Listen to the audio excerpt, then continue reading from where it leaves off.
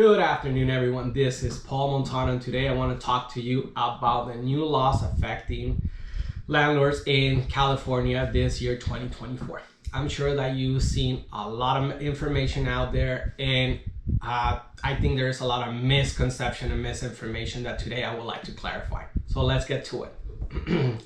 AB 12, security deposit limitation. This law will take effect July 1st of this year.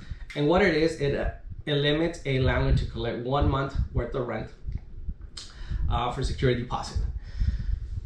And when I mean collect, so a landlord cannot request more than 1 month worth of rent, and a tenant cannot pay more than 1 month worth of rent. There are some situations where tenants offer more than 1 month worth of rent in order for the landlord to feel confident and accept their application. Now, after July 1st, this can no longer happen. Exceptions, however, there are exceptions to this new law. And the exception is if you're a natural person that owns less than 2 rental properties and no more than 4 rental units qualify under the exemption. So an example, if obviously I'm a natural person, if I purchase 2 rental properties, I can apply for the exemption when I'm doing my lease agreement, and I can request more than 1 month worth of rent for deposit if I wish to. If I have 3 rental properties, I no longer qualify, or more. LLCs owned by natural persons. Another example is, me and my wife, we open an LLC and we go buy properties to rent. If we buy 2 properties, we can apply for the exemption when we're doing our leasing, and we can request for more than 1 month worth of rent for a deposit. If we buy units, we can buy units as long as the units do not exceed 4 units. So therefore, I can buy a property with 2 units, another property with not 2 units. We have a combined unit count of 4 units, and we qualify for the exemption. Now, if we buy units that exceed that count limit of 4, let's say that I buy a 3-unit property here, another 4-unit property here, now at 7 units, we no longer qualify. We're no longer considered under the Department of Real Estate a small landlord. Now we are a big landlord and the exception does not apply. So let's talk practical here. Any of the landlords or any landlord out there, when we rent a property, we're looking for a tenant that has stable income, reasonable credit, stable assets, or assets sufficient enough to cover the moving costs, and no derogatory history in the rental history and whatnot. Whenever we see a discrepancy or something that makes us nervous, or we see something that it triggers a risk, perhaps a applicant doesn't have reasonable credit, let's say that they have recent lates or collections or something of that nature, then that triggers a risk.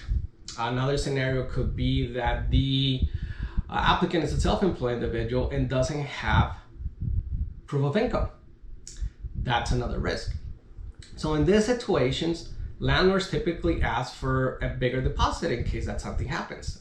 In case that, let's say that the tenant breaches contract and stops paying rent, then they have a little more skin in the game perhaps to be able to cover the losses during eviction process or whatnot.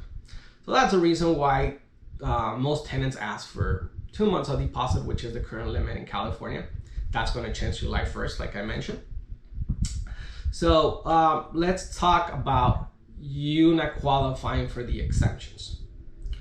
If you don't qualify for the exemption and you have a tenant that doesn't fit the requirements of your rentals, you have the ability to either accept that tenant with the limitation of the 1 month worth of rent deposit, or you also have the right to decline the application. Because the AB 12 security deposit limitation is passed in California, it doesn't force you to accept applicants that do not qualify for your rental property. With that being said, you just have to be fair and cautious and just make sure that you are qualifying your applicants accordingly do not discriminate and do the right thing. If an applicant that qualifies and you don't need to charge them a extra security deposit, perfect.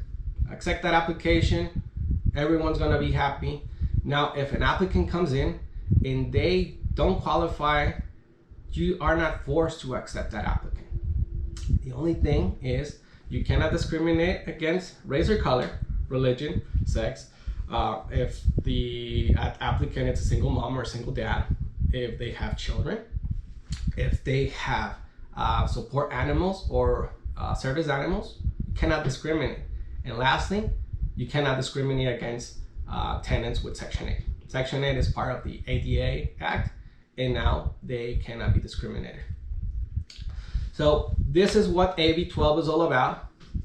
I seen a lot of misinformation out there. Hopefully this video clears out some of those misconceptions and you find them useful. Please feel free to contact me if you have any questions and concerns. And I also recommend for you to contact your eviction attorney if you have a specific technical question. The best way to go about it is just to contact an expert. Thank you. This is Paul Montano. I see you in the next one.